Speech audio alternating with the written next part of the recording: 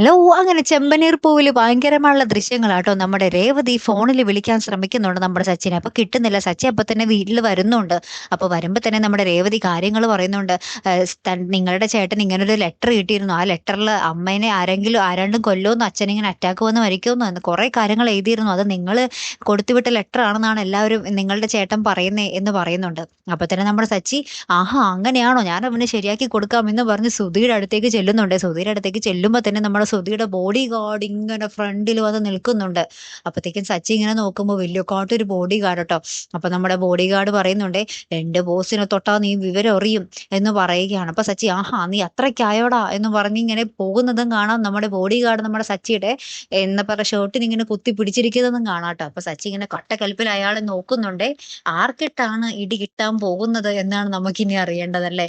കാത്തിരുന്നതിനെ കാണാട്ടോ. അപ്പൊ അടുത്തൊരു വീഡിയോയുമായി വരുന്നത് വരയ്ക്കും ഗുഡ് ബൈ.